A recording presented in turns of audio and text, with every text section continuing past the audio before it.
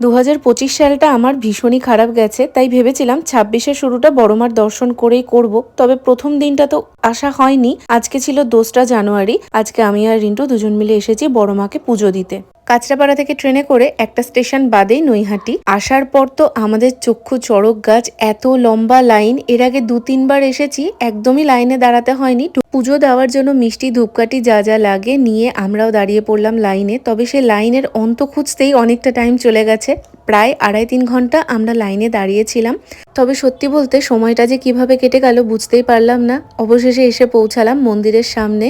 ভেতরেও কিন্তু অনেকটাই বড় লাইন থাকে, তাই অপেক্ষা এখনো শেষ হয়নি। আর এই লাইনে দাঁড়িয়ে জানতে পারলাম গতকাল নাকি আরো প্রচন্ড ভিড় ছিল। হবারই কথা, বছরের প্রথম দিন, তাও বৃহস্পতিবার পড়েছিল।